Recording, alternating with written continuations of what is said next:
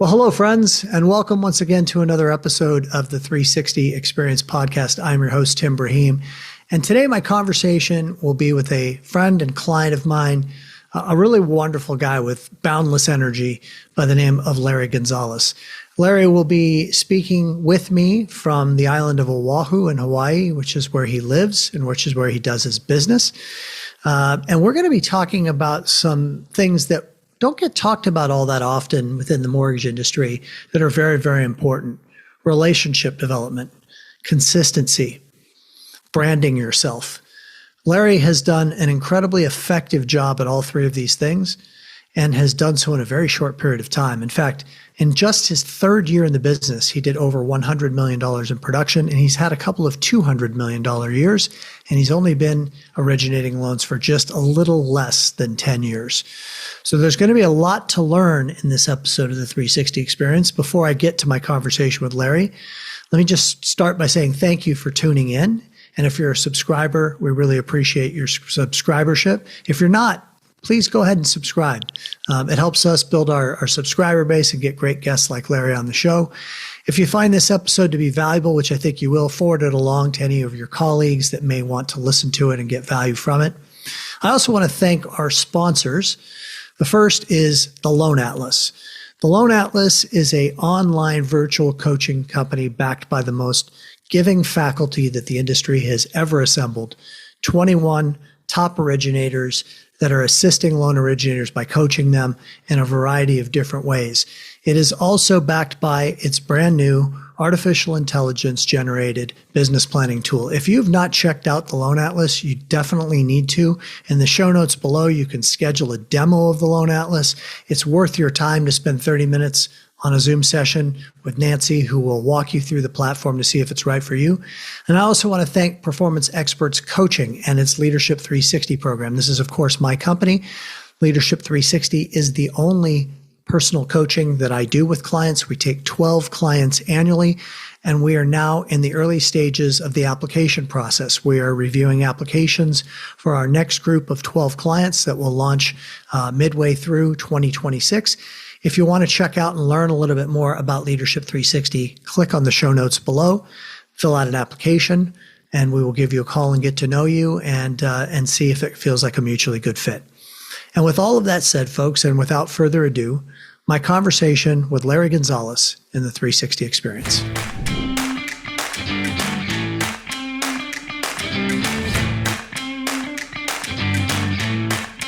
Hey, brother. How are you, man? Doing great. What time is it there in Hawaii? I'm in Costa Rica, so I'm 5 hours ahead of you. It must be like 11 a.m. or something. It is 11 a.m. Yeah. Did you get a surf in this morning? No, I went golfed. One of the two, right? That's pretty much standard protocol. Get one of those two in every day and then that guarantees that you had a good day. That's right. Yeah, tomorrow's my surf day. Fantastic. So I want to orientate. I mean, we obviously know each other really well, but I also want to orientate the listener and ask some questions that will just give them a feel for who you are and where you've been and what you do. So longtime military man, tell us a little bit about that for a second. Yeah, so I joined the military right out of high school. I went to a Naval Academy and then served in the Navy for 24 years. I was on ships, just kind of deployed, lived all over the world. And got stationed here 2009 and figured I would go back to Virginia Beach where I had been previously and just decided I was never going to leave. And when it came time to get a real job and retire, this was kind of what I really wanted to do. So I wanted to break away from the military industrial complex, if you will. And I wanted to be in a job that I could spend time with my family. I had a young son at the time, and I wanted to spend time with him. So being a loan officer seemed like the logical thing to do. I had met a gentleman who got me in the industry, and he kind of told me I could have my own branch. I could just do loans, and I'm like, I think I want to do this. So the wife wasn't very happy. Initially, I will tell you that. She was kind of pissed because I was giving up a salary job for commission. And I'd say probably my third month in, I brought home a check mid-month that was more than what she made in a year as a teacher. And she's like, "Well, shit, Larry, can you keep doing this?" And and I said, "I think I can." And it was off to the races. So wait, let's context that a little bit. So you started the mortgage business when you were what, in your late 30s? No, I'm 56 now. I was late 40s. Late 40s. Wait, you started in 2009. Well, I started in 2000. That was in the Navy in 2009. I became a loan officer in the summer of 16. I Oh, wow. retired December 31st, 2016, and went started full time right away. Okay, so you've only been an originator for not even a decade yet, about 9 years. Yeah, And how much was that check your third month in the business? Do you remember how much that was for? I was like 60,000. How, tell us about that. I mean, third month in the business, you brought in a $60,000 check. What's the story behind that? Well, I mean, I would, the Navy. There's an acronym for the Navy. It's called Never Again Volunteer Yourself, and I did the opposite. I volunteered for everything, and so I was at every event possible. I just got out and just made my presence known, and by my third month, I had 13 loans in the pipe, and I was just having a great, just a great start, and yeah, it just kind of improved from there. I got a loan officer assistant.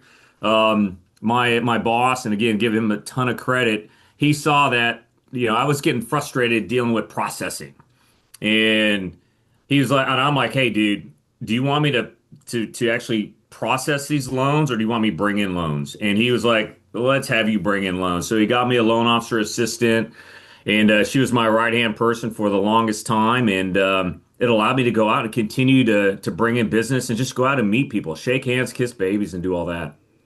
You said a lot there that I want people to take note of. So it takes most originators a very long time to come to the realization, if ever at all, that their highest and best use is to not be involved in their loan files.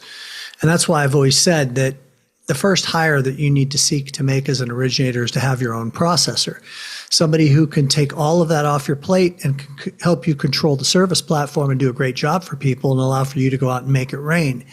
The other thing that you said, and I just want to put some additional context. So Sure. when you went into the mortgage business in 2016, you were living in Hawaii, correct? Yeah. Okay, so for those that don't know Hawaii that well, Larry lives on the island of Oahu, which is somewhat the equivalent of living in a small town in the sense that, yes, Honolulu is a decent sized city, but you can get around that island fairly quickly and get to meet a lot of people. And it sounds like one of the ways that you procured success quite quickly in the business was by, as you said, shaking hands and kissing babies, getting out there and doing some good old fashioned networking. So I want to talk about that because I see what you do. I know of the t-shirts that you wear and the videos that you put out and the way that you get out there into the community. So let's talk a little bit about your strategy for networking. What's your philosophy around it, and what are some of the techniques that you feel like you deploy to be a good networker and to meet a lot of people? So at first it was just getting out, and there was no social media involved in it. My second year, I read the book Crush It by Gary Vee, and it talks about being the digital mayor of your town or your area. And so I made a decision, that's what I'm going to do. And my middle daughter, she was just graduating from college and she was having a hard time getting a job. I'm like, why don't you come home and work for me? You can be my client relations specialist. And I didn't even know what that was. I just made it up. And she started kind of doing all of my outreach, developing my social media. And I remember my first big winter, it's called a GMM. It's a big winter event, and all the realtors on the island get together and just kind of celebrate. And the first time I did a GMM, nobody knew me. But the second year, after I had hired my daughter as my client relations specialist, I was doing Facebook and Instagram. Everybody knew me. And so I just put myself out there. And I think there were a lot of other people who were doing it at that time, but they weren't consistent. They would do it for a month and then disappear. And my daughter and I, we just kept doing it and doing it and doing it and just not stopping and trying different things. And sometimes they worked and sometimes they didn't. But we just went out and tried things because what's the worst if it doesn't work out? Maybe you try something else. And to this day, nobody in Oahu has a social media outreach quite the way I do. And I don't, I know, all the lenders on island. Nobody else is coming close. So just staying consistent and persistent and trying new things. Don't be afraid to make a mistake, As long as you're doing your best, then you know what? You'll recover and you try something new. So that event that you're referring to, I don't remember what it was called, the one that you went to the first year and nobody knew you. What was that like? Describe what that event is, because what I want to do is I want to anchor this in for the listener that maybe doesn't do as effective of a job of being out in their community and networking as they can. And I'd like to give them some practical examples of things that have worked for you. So you go to this event. Tell us about the event. What was it like being there when nobody knew you, and how did you make your way around and become so well known by year two? Again, it was so it's called a GMM. It's a general membership meeting. So at the end of every year, the Honolulu Board of Realtors, the Honolulu Association of Realtors, Hawaii Association of Realtors, they have this big event. It's usually downtown. There's a bunch of vendors all around, like title companies, pest companies, lending companies, banks, and every bank, like my company, had a booth, and so people would come to the booth, and I knew a couple folks, but I didn't know everybody, and certainly I had no presence in social media, and social media really hadn't taken off quite the way it has now then, and I just didn't know a lot of people, but I was still walking around meeting folks. I kind of started small. You're not going to go. Yeah, everyone starts at zero with regards to clients and with regards to realtor partners. And so I was just kind of picking them one at a time. And I think one of the other things I did was I developed systems real early, like right out the gate. Before I even was licensed, I had done ninja selling, which is of course Larry Kendall, and I'm sure you've heard of it. But I did that, and at the time, that was a big realtor training event. Basically, working your sphere of influence, figuring out all the people that figuring out your network. They didn't have it really for loan officers, so I adapted the ninja selling technique to a loan officer, and I created my own templates for stuff and stuff that I use to this day. And again, stuff I tried and it worked. And so I guess going back to that first GMM, I had a few people. And then there were a lot of listing agents that I had worked with. And most of the realtors I work with now start out as listing agents. I truly took advantage of the opportunity. You're talking to them weekly for 30 days. So, and if you do it right, you communicate with them. There's no surprises. Bad news gets worse with time. So you give them the bad news early if there is. And you just kind of show you care. You give a damn. And that's how I kind of increased my bucket of realtors I was working with. So you go to this event, you have a booth, you just start putting yourself out there, you start introducing yourself to people, at least just becoming known. Then you start doing social media marketing to, I presume, the people that were at that event and just the greater real estate community at large. Before you know it, over time, takes you 6, 9, 12 months, people are starting to just see you on a consistent basis. I think the key word there is that consistency.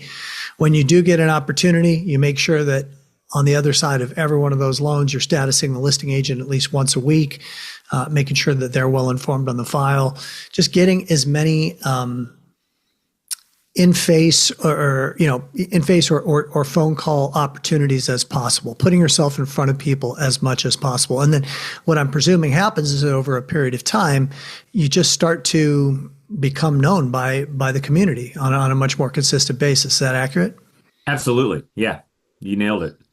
And what's the social media campaign? What did it look like then and with your daughter, and what does it look like now?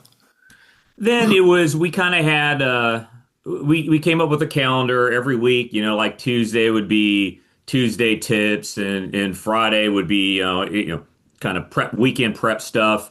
Now I have a virtual. My daughter is in LA. She's doing her thing. But I have a new well, she's not really a new client relationship specialist. She was one of our leaders in marketing with my old company, and she now works for me or for the broker Hawaii. And she works with, I have a virtual assistant in the Philippines, who I've been working with for probably 4 years, almost 5 years now. And we have a very detailed social media calendar that, we prep throughout the week. I shoot videos on Thursdays typically, and they splice the videos up and create reels that post throughout the week. So that's kind of how it's a lot more detailed now.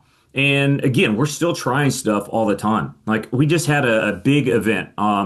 We had a Real Producers event last night. There's Real Producers kind of in most major areas.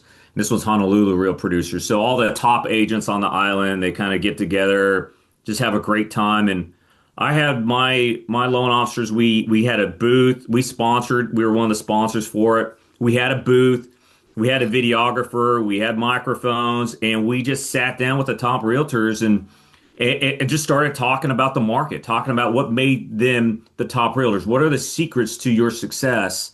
And we're going to create multiple reels off of that. It's going to help us as we go into our podcast that we're creating or we're starting in January, and just trying it. And realtors love talking about themselves, and especially the good ones.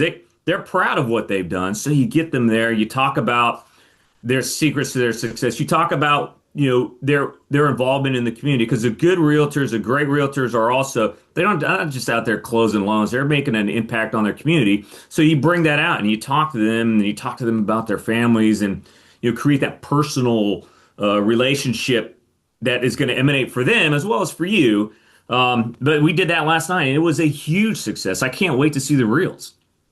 So you have a virtual assistant in the Philippines that you've had for almost 5 years. Yeah. And that person works your calendar for you and also cuts everything up and then disperses the reels on social media. So you don't have to do anything other than record the videos. Is that correct? Yeah, I do like an hour of prep every Thursday, and then I shoot videos for like an hour on Thursday. And where do you do that at? Usually in my office. Right here, usually. Sometimes I'll go someplace else, but most of the time it's right here.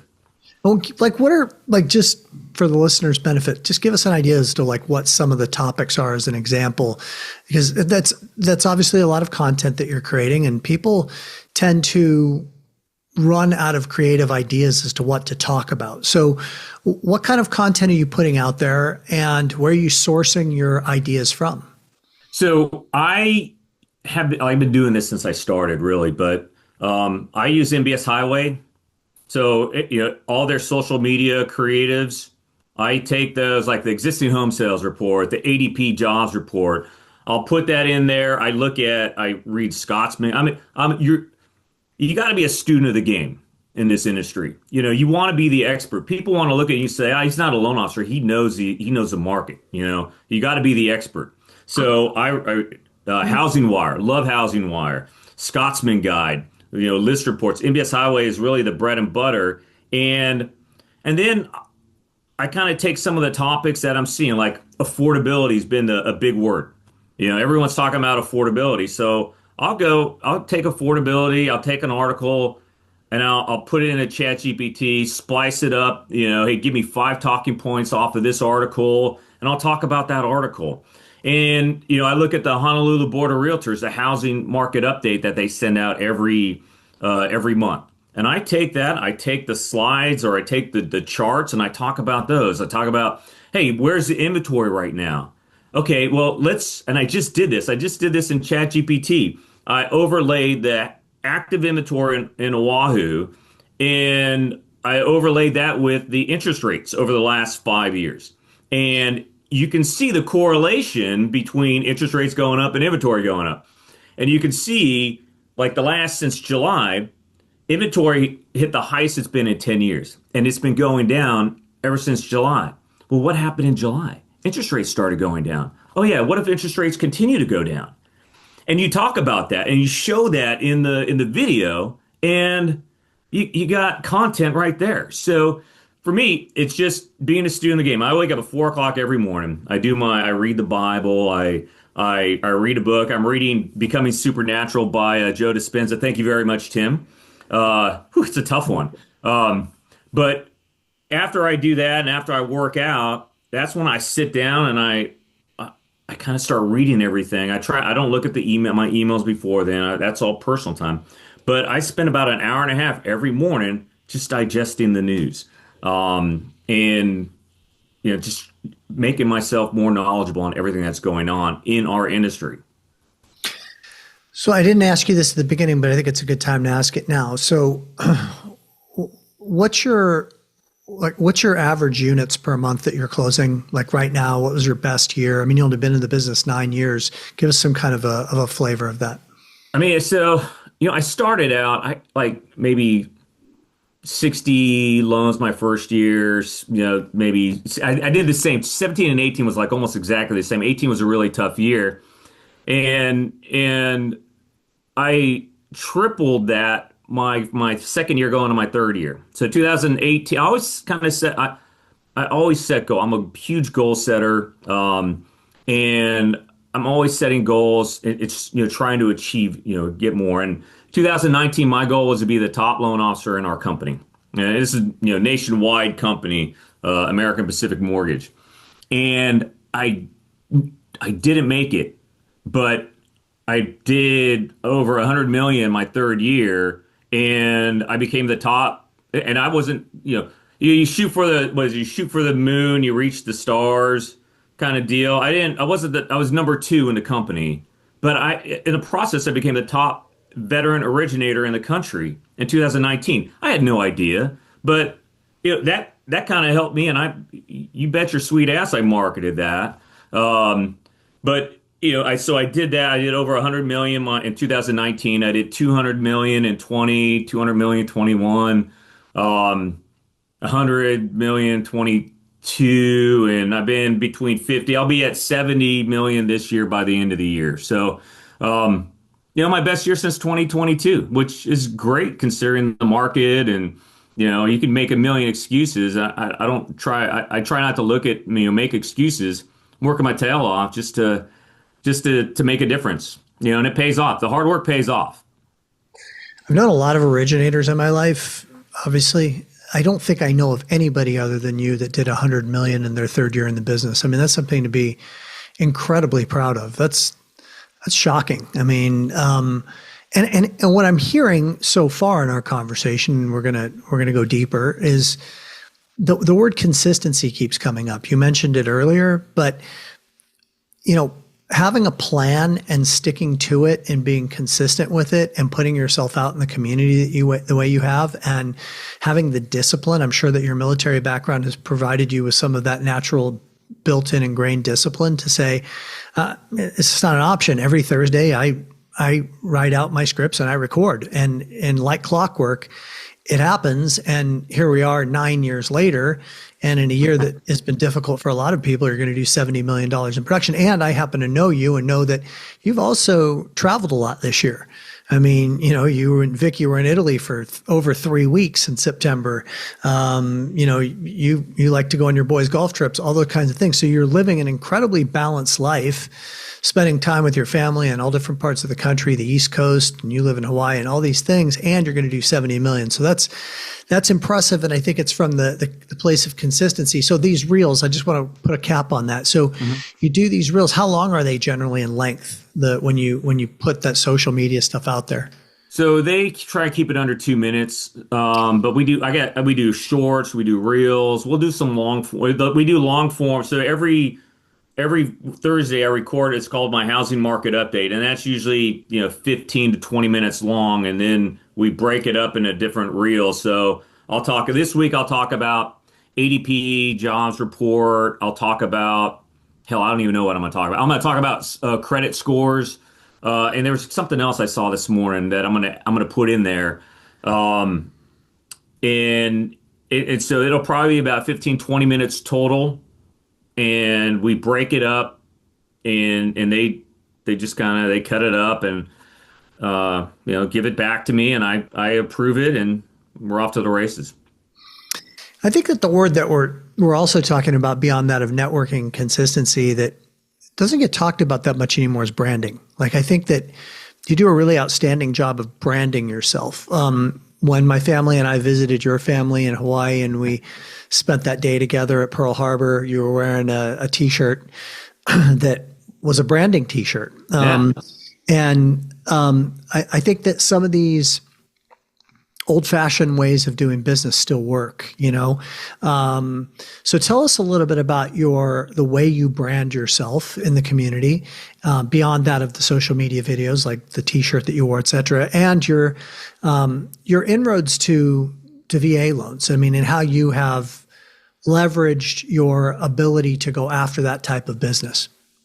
Well, I think what helps is I'm a veteran. I'm a veteran who's used his VA benefit multiple times. I do VA seminars, and the gentleman who really got me in the industry, great role model, mentor, Tony Diaz, who's kind of the godfather of the VA loan, certainly in Hawaii, and a great trainer. I just kind of,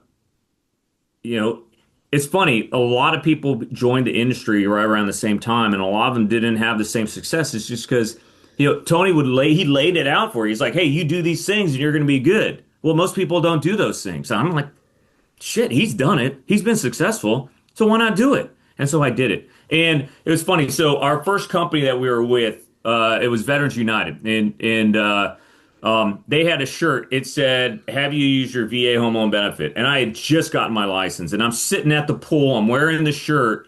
And some guy, one of my neighbors, comes out and he's like, hey, who do you know who works there? I'm like, well, I do. He's like, really? I'm like, yeah. He's like, can I do a refinance with you? I'm like, you sure can.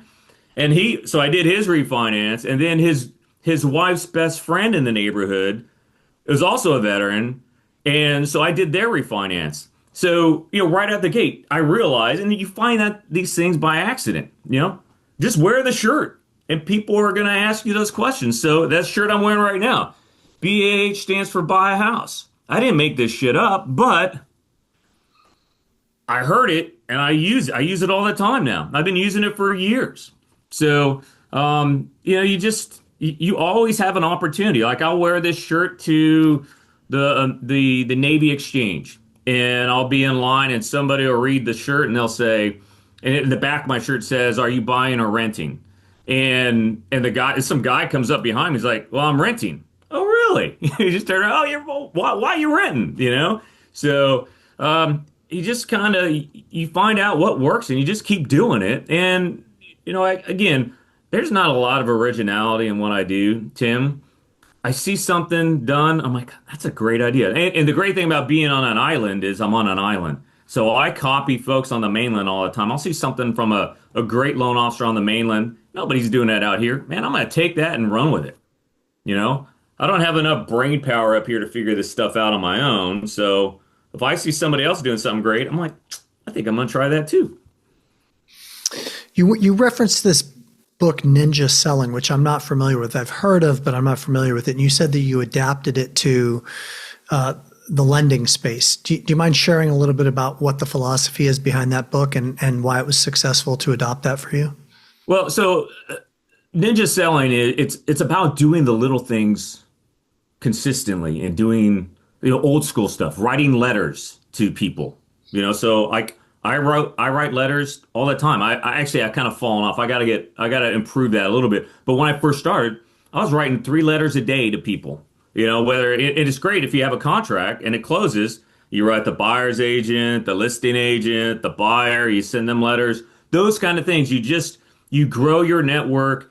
You write down all the people you know. You get spheres of influence that you don't even know, but you don't even think about. Like I was a scoutmaster for a Boy Scout troop, and I never ever forced hey, I'm a loan officer. You need to work with me. But we would I'd go on hikes with the other assistant scoutmasters or other parents, and they would just come up to me and start talking about, hey, I'm thinking about refinancing, or I want to buy a home, or I know somebody, so the ninja selling is you write down the names of all the people in your sphere of influence and you reach out and touch them. It could be, you go into your Facebook friends and you just start going down the list, shooting them a message, frogging them, right? Frog or Ford. Ford is what they say in ninja selling. It's talking about the family, occupation, recreation, and then dreams. You just kind of start, like, I never went out and said, I'm a loan officer. But I start asking them, hey, what are you doing? I mean, what are you up to? What's next in your life? And then usually they'll come back and they'll ask you, hey, what are you doing these days? Oh, well, just so happens I'm a loan officer now. So, and it's not about asking for business so much as it's giver's gain. You give value to people, and that's one of the books. It's called, I think I have it somewhere. I can't. It's been a while since I read it, but giver's gain or something like that, and. But that's kind of what it is. You provide value to people and you're not asking for stuff. You're not being pushy with anything. And they end up kind of coming back to you because they like you as a person.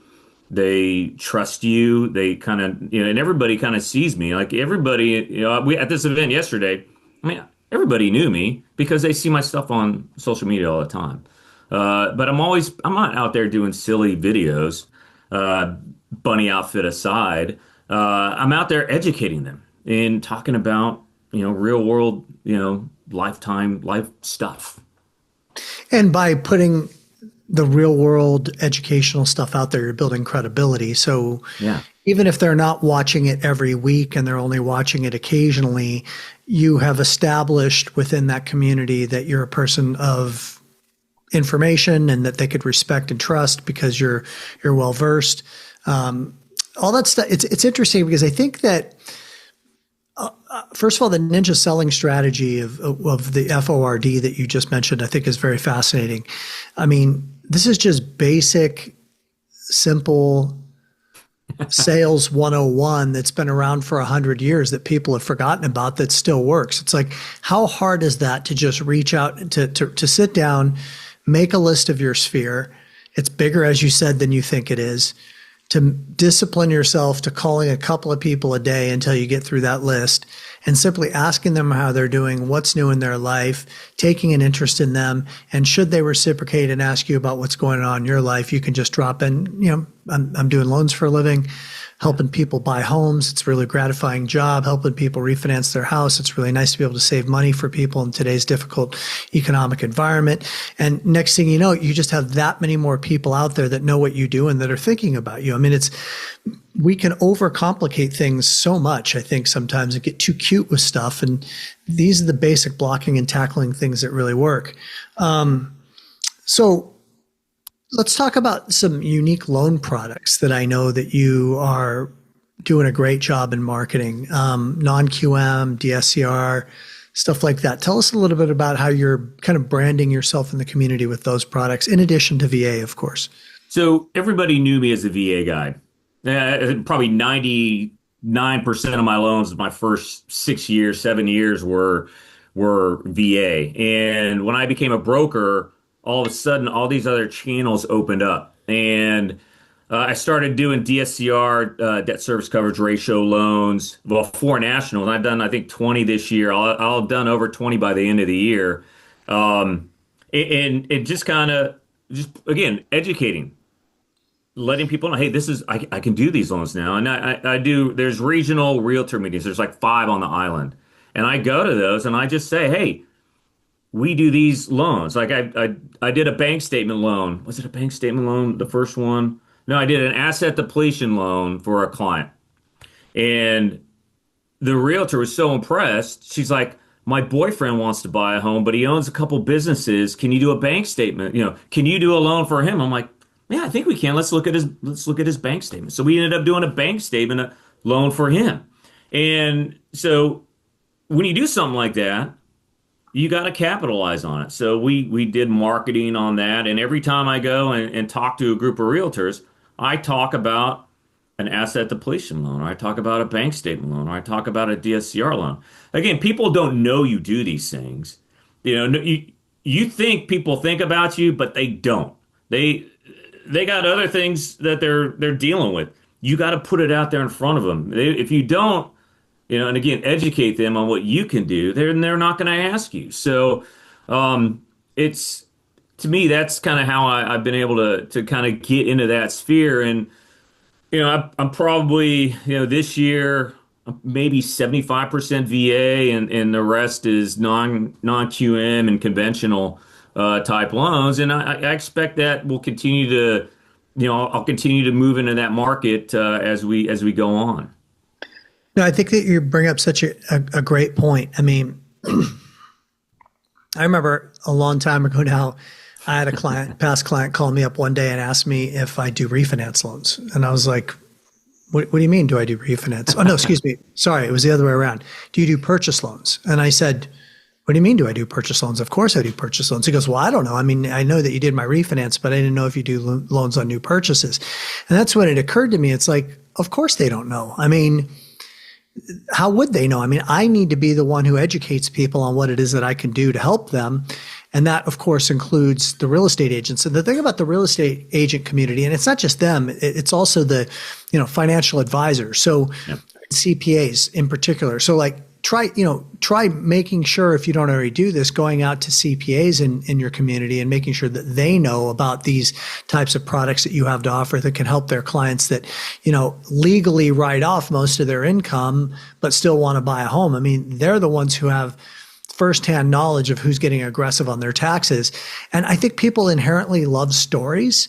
So you talked about like when you're going out and doing a presentation, a lunch and learn for realtors. I think that, again, originators make it a little bit more complicated than they need to. I mean, your presentation could just be 3 loans that I recently did that I bet you didn't know that I could do, right? I mean, I just made that title up right there, but just to go with that for a minute. And then you tell 3 5-minute stories of 3 different loans that just plant the seeds in the soil within that office of, oh, wow. And next time I have an interesting deal like that, they're going to think of you first because they're going to remember your presentation. And you make really good money on those loans in many cases. Oh, yeah. Yeah, no, for sure. And you brought up a good point. People don't know, like every lead I get, every opportunity I get, whether they work with me or they don't, I add them. I have a newsletter I send out every week, and I've been doing this since I started. My newsletter started as, I remember my first one. It was an Outlook email. I had 22 or 23 people on it, and I just picked 3 articles and I summarized them and I sent it. Now it's a full-blown MailChimp article, and it goes to everybody, even people who don't use me for their loan. And I picked up multiple refinances because whoever did their loan freaking fell off the face of the earth, didn't stay in touch with them, and they're reaching out to me. They don't read my newsletter every day, but they get it every week. And when they have a question, they come back to me. And I've had that kind of the opposite of what you were just talking about, Tim. I had a client, she emailed me and said, hey, Larry, do you do refinances? I'm like, yeah, I do. And she's like, well, can you do my refinance? I'm like, yeah, but what happened to your loan officer? She's like, I don't even remember her name. And so I did her refinance for her, and I got another lead from her later. So it's, again, just staying in front of the clients. And again, I have over 3,500 people who get my newsletter every week. And they don't read it every week, but they know where it's at. And when they have a question, they know exactly where to go because I stay top of mind with them. So wait, you said, I'm surprised to hear this, every week. So how are you creating all of that content every week? And it's sent out via email, correct? Correct. How are you creating all that content every week? Well, I have my virtual assistant and my client relations specialist. They put it together. We put the housing market update in there. Maybe I've made another video that we'll put in there. But the newsletter consists of the housing market update, and it consists of what's going on in the area. If there's like a holiday trolley going on, if there's, a great, foodie event going on or a new restaurant, I'll highlight the restaurant in there. So it's got a lot of information, news you can use if you're living in Hawaii. So people read it. We get a pretty good open rate on it. I can't remember the numbers, but my virtual assistant, they track all those metrics, and they're always tweaking it to make it a little better. So let's talk more about your virtual assistant. How much do you pay for this person, and What are all of the things that you have this person do?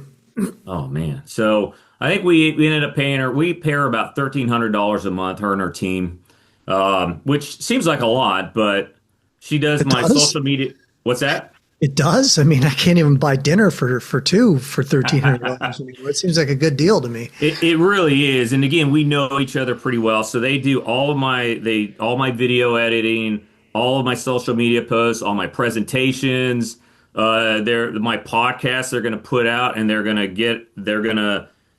present, whatever, post the podcast, flyers, you name it. They do everything for me. Again, I'm not a very talented person, but I try and get other talented people to do stuff for me. So um, they're really good. Whatever I ask, they do. A handbook, like I just got a handbook on there, and they're building that on house hacking, and they've actually done it pretty good. And they use, they use ChatGPT, they use AI, and now it's back in my hand. I got to actually look at it so that I can create marketing material that has this approved handbook, house hacking handbook for young buyers. Because hey, the average age of the first time home buyer is now 40 years old. Well, how can you get past that? Hey, how about house hacking? If you want to learn more about house hacking, hit hack, and I will send you my house hacking playbook.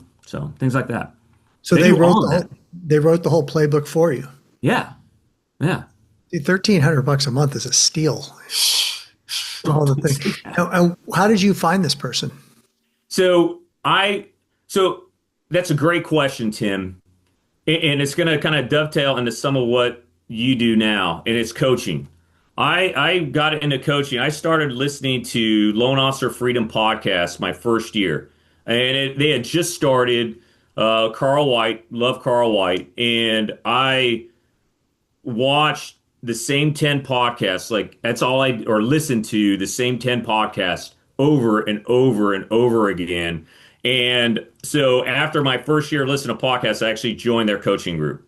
And I believe everybody who's in this industry, if they want to get better, they should have a coach. And I was with them before I joined, the signature group in L360. That's who I was with. And there's a lot of different coaching groups out there. Obviously, I'm a little biased now towards signature and what you've done, because what you've done with with Scott and Julie's, it's so much more than just doing loans. It's the whole person. And that's one of the things I truly, and I'm totally changing the subject on you, Tim. But it's what the things I absolutely loved about coming into the signature program is before you can be good professionally, you got to be good personally. You got to be good on the inside. And not that I wasn't good, but I wasn't whole.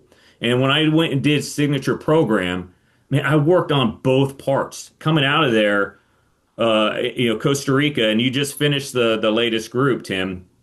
I know I coming out of there, man, I was liquored up. I was ready to go, and I was feeling a lot better. I knew what I had to work on internally, and I had to fix that before I went and fixed, and improved on what I was doing professionally. But doing the coaching thing, and in that group, there was one of the guys. He had a virtual assistant kind of hiring company, and I hired like I'm on. Actually, this is the third virtual assistant. I tried three different virtual assistants, and they didn't work for whatever reason.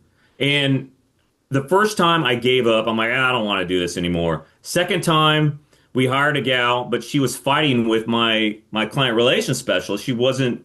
It was kind of a girl on girl catfight thing, and I'm like, no, that's not going to work. And then we hired the team we have now, and they're amazing. They're not perfect, but it's like anything else. It's like AI. You got to train your AI. You got to, to do what you want it to understand what you want. You can't expect them to know what it is you want them to produce if you don't give them that input. Junk in is junk out, and so like I said, she was the third through the company that I used, and I have their info.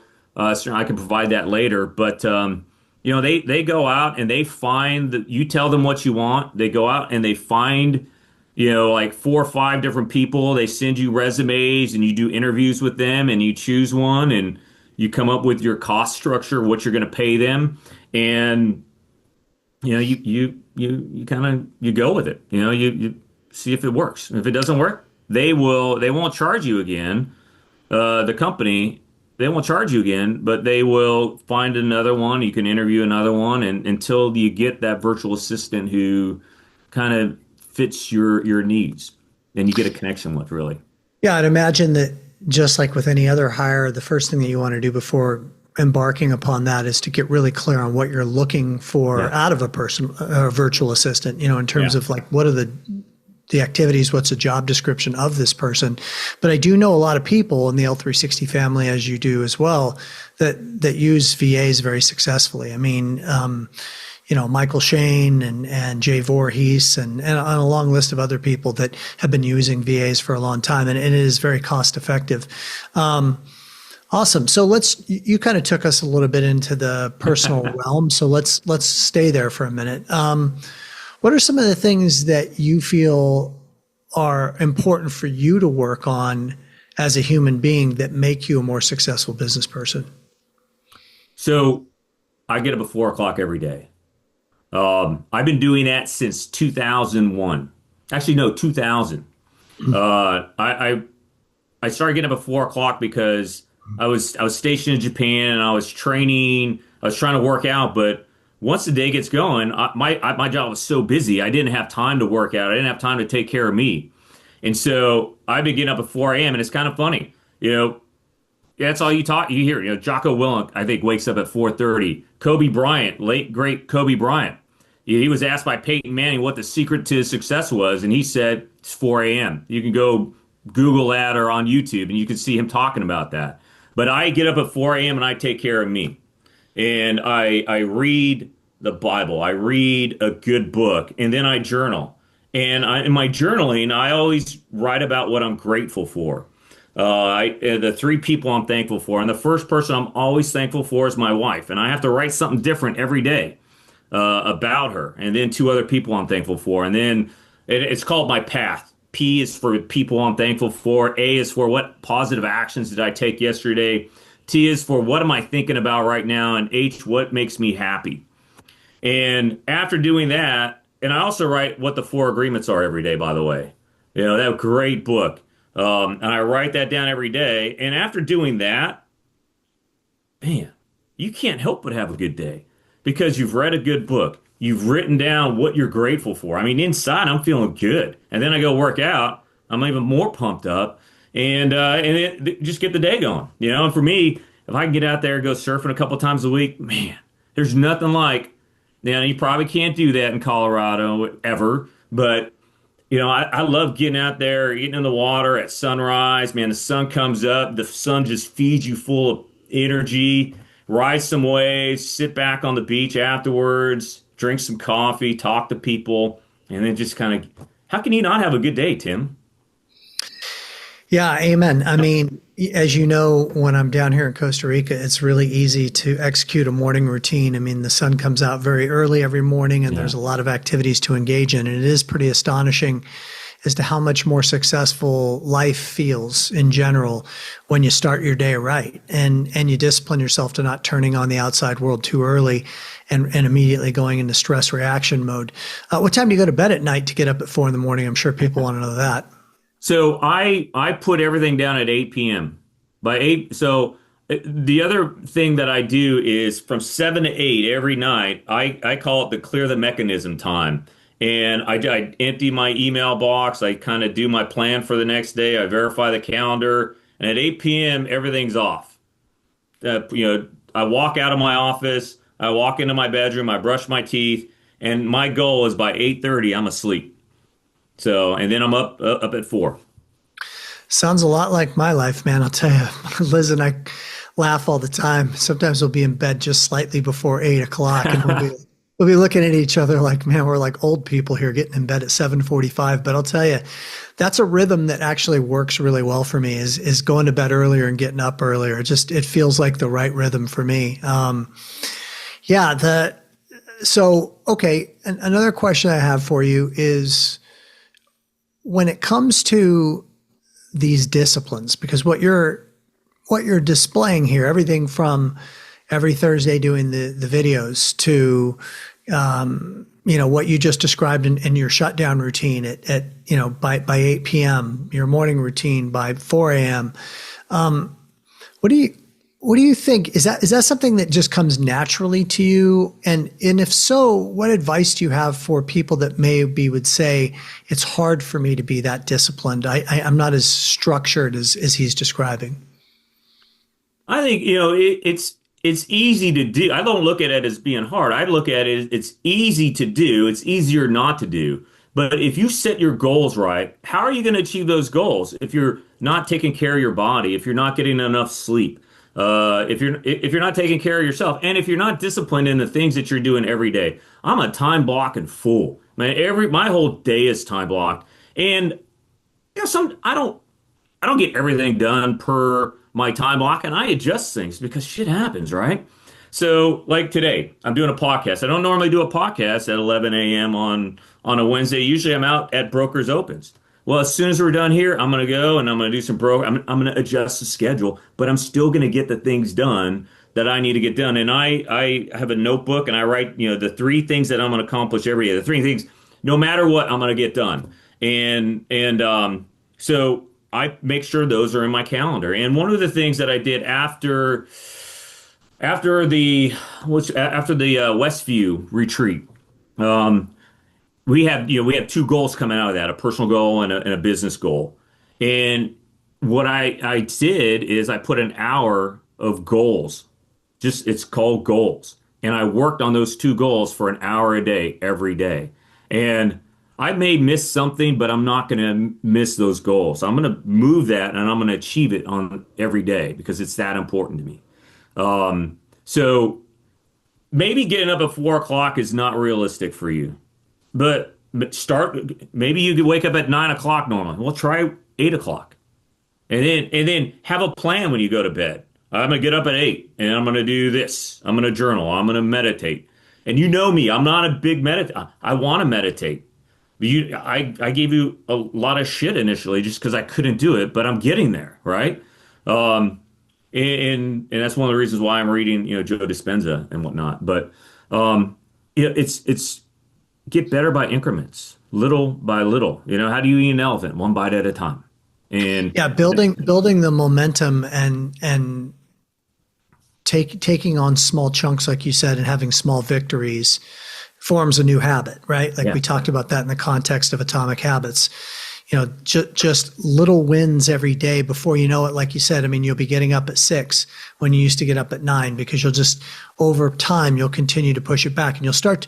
I would offer this to anybody that I think that when you can start to discipline yourself into getting up earlier in the morning, you will start to hold that time as being so sacred because it's like this period of time that you have with yourself to do whatever it is that you want and need to do to set up your day for success, to lift your energy, to engage in an activity that's fun for you.